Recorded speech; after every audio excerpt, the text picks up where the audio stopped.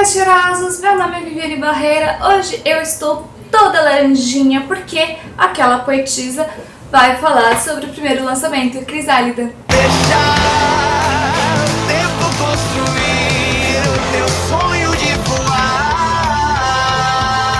Se você não me conhece, eu sou escritora, eu já tenho 3 livros publicados, que é o Crisálida, o Liberto e o Semente. Crisálida foi meu primeiro livro, ele foi lançado em 2020, durante a pandemia. Dos meus 3 livros, esse daqui foi o que mais vendeu. Esse livro aqui foi escrito, assim, dos meus 14 aos meus 16 anos, mais ou menos. Eu, pessoalmente, conhecendo os meus poemas atuais, eu acho esses poemas aqui bem bobinhos, assim. Só que, tipo, é aquele tal negócio, a gente não tem como escrever um poema bom se a gente não escrever um ruim primeiro. Hoje eu vou fazer um review desse livro. Eu também vou deixar na descrição o review dos outros 2 livros, pra quem ainda não viu. Se você não conhece meu trabalho, acessa meu site, que lá tem mais informações, www.aquelapoetisa.com.br, e também me segue no Instagram, @aquela_poetisa.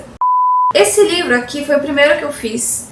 A primeira versão do livro, tipo, o primeiro lote de impressão do livro, tem alguns errinhos de ortografia, alguns errinhos de digitação, porque como eu ainda estava aprendendo, eu não sabia direito como fazer as coisas e eu esqueci de revisar depois que o livro já estava impresso. Foi uma falha minha, eu peço perdão. Esse livro eu dediquei ao meu amigo Jonas. O Jonas, eu falo dele um pouco também no prólogo do livro. A gente estudou junto na ET e, tipo, ele é um poeta, assim, incrível.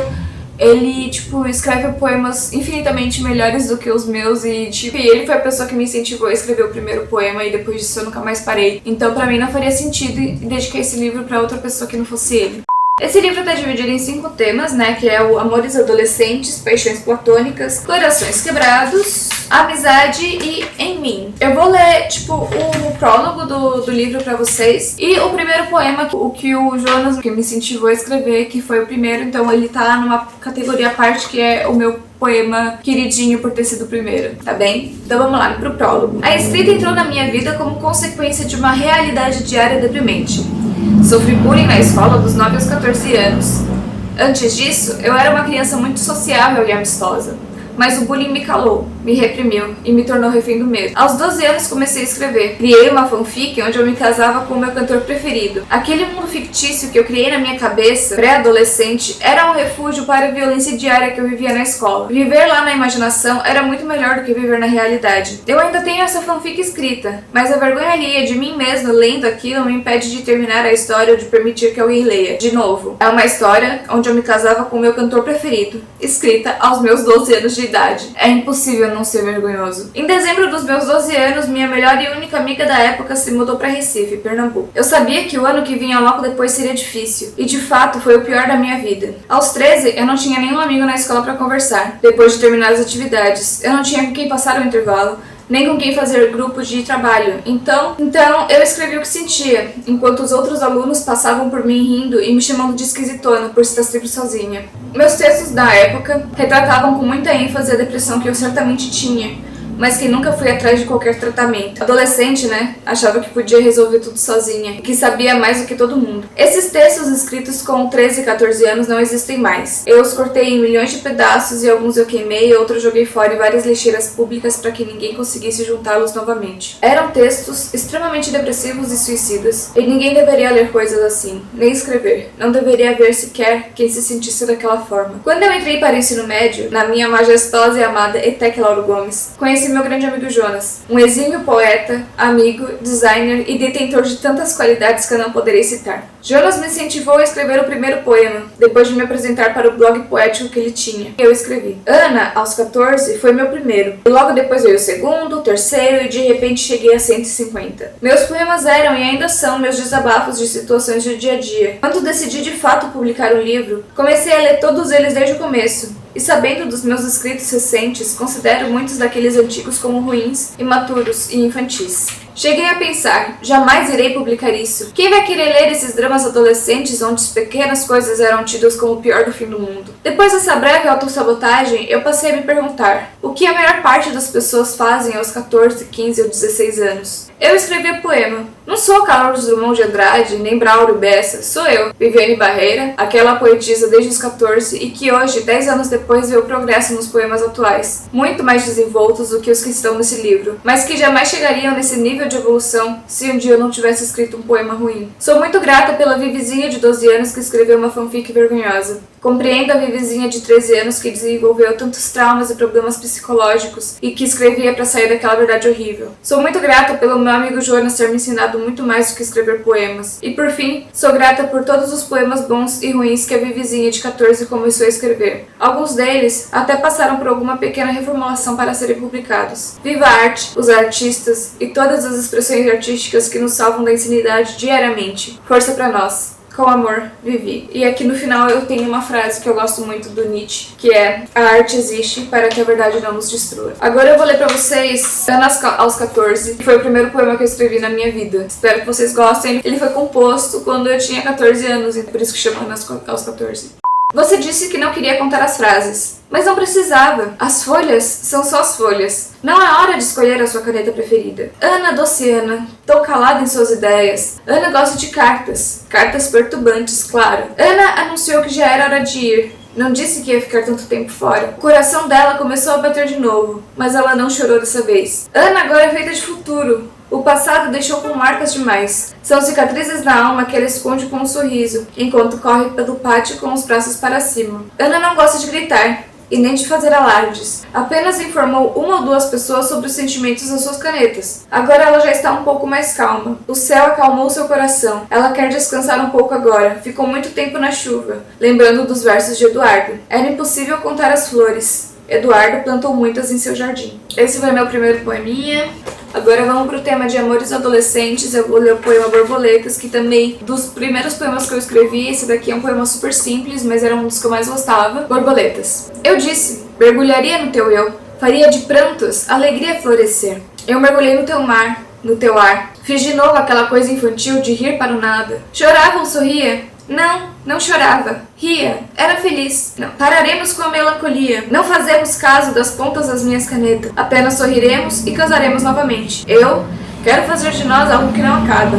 Que seja lindo, que seja duradouro e que seja infinito. Ai, gente, é engraçado pensar. Esse poema aqui eu escrevi pra um crushzinho meu da época, que eu cheguei até a dar uns beijinhos quando eu tinha uns 14 anos, né? E, gente, é engraçado pensar que esse menino, assim, ele tem a minha idade, né? Então, hoje ele tá com 25, ele casou com 18 anos, então ele tá casado já faz 6 anos. E ele tem 25. Não sei, gente, eu acho um pouco estranho. Sei lá, eu não ia querer casar, então eu acho estranho pessoas que casam. Bom, agora eu vou ler um poema sobre paixões platônicas, né, que é o segundo tema. Esse poema se chama A Estrada dos Sonhos Perdidos. Helena sonhou doces sonhos que parecem estrelas cadentes. Aquela nuvem que parece ser de algodão guarda por trás um infinito céu azul. Laços desatados, simetria, preto, amarelo e laranja. Helena está voando. Helena gostou de você, quer olhar de novo seus olhos escuros e desejar mais uma vez os seus lábios carnudos. Onde encontrar a solução por aquela estrada de caramelo? Ela está lá, acorde-a quando a guerra terminar. 3 ou 4 passos adiante está chovendo. Aquele que segura balões azuis precisa dos braços de Helena, dos beijos de Helena. Ela veste branco, pois já esteve na melancolia. Pintava os olhos de preto. Enxergava o mundo por uma fresta quadrada, sem sentir. Pequeno príncipe, acalme-se. Dias ruins existem. Nem todos tomam sorvete de morango quando acordam. Helena segurará sua mão e te guiará. Vendará os seus olhos, basta confiar. Champanhe ao alto, dias melhores virão. Era uma coisa que eu acho muito engraçada de ver sobre os meus poemas do começo de carreira, assim, de quando eu era adolescente. Eu usava muitas coisas lúdicas, né? Por exemplo, eu falava de estrada de caramelo, assim, como se eu vivesse no mundo das maravilhas, né? E, cara, eu falo muito disso. Eu acho engraçado, tipo, que eu cito bebidas alcoólicas em vários dos meus poemas antigos, sendo que nem álcool eu bebo.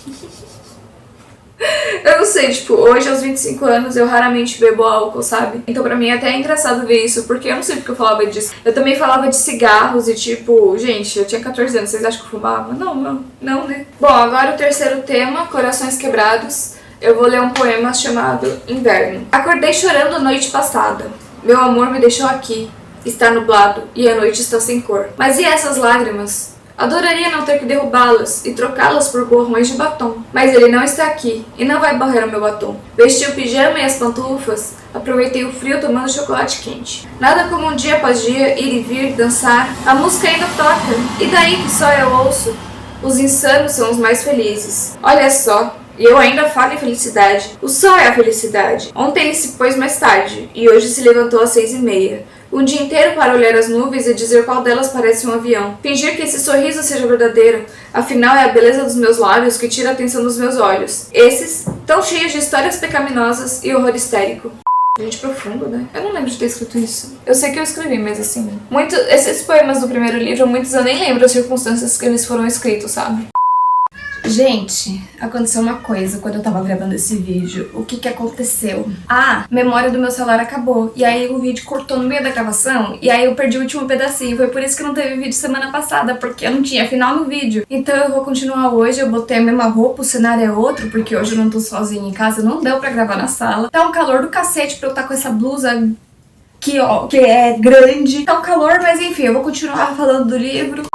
Vamos ver o que vai dar essa coisa aqui. O quarto tema é o tema de amizade. Eu vou ler um poema que eu escrevi, tipo, pra um amigo imaginário, um suposto amigo imaginário que eu escrevi. Eu lembro que esse daqui eu também escrevi com 14 anos, né? Se lembra de quando nos vimos pela primeira vez? Sorrimos um para o outro e depois nos abraçamos. Os seus cabelos têm cheiro de maçã. Eu inventei que éramos amigos. Inventei tudo sobre você. Às vezes, há lembranças nas maçãs. E há refúgio na imaginação. Perdi a conta de quantas vezes, estupidamente, rimos quando não podia, ou choramos quando não devia. Mas, de certa forma, não há caminhos para arrependimentos. Continua chovendo lá fora, e você aqui ouvindo suas músicas preferidas. Não é hora apropriada para a música. Vamos lá fora, e dançaremos na chuva para espantá-la para longe de nós. Eu sozinha, com você, dançando na chuva.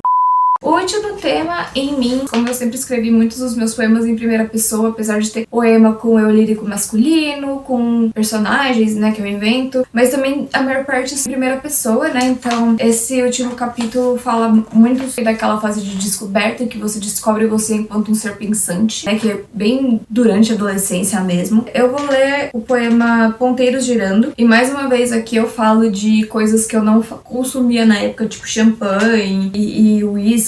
Louca, né, gente? Louca. Eu não sei porque eu escrevia sobre isso, sendo que eu não consumi. Gente, hoje eu com 25 anos na cara, eu não bebo álcool. Então eu não bebia quando eu tinha 14, eu não fumava. Uma nova mulher!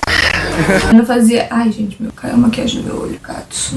Enfim, eu não fazia essas coisas, mas eu escrevia sobre isso. Ponteiros girando. Hoje, quando eu acordei, estava me sentindo dopada. A noite anterior foi cheia de descasos. Uma briga com o namorado e os planos escorrendo como a água do chuveiro. Minha cabeça girando e uma memória falha. Só lembro com exatidão um copo com limão e sal, marcas de batom e um rímel borrado. Depois de algumas doses de champanhe importado, minha cabeça girando, meu mundo caindo, e aqui eu fiquei, caída e perdida dentro do meu copo de uísque. Ah, ontem, se eu pudesse voltar os ponteiros do meu relógio, não viraria os mesmos copos. E não faria parte dessa realidade que não é minha. Faria diferente. Deitaria mais cedo, afogaria-me na fumaça dos meus cigarros e passaria a noite na viagem alucinógena que eu embarco toda vez que eu misturo música, frustração e os meus pecados. O penúltimo poema desse livro se chama O Avesso Certo. Eu fiz uma brincadeirinha nesse último poema, né?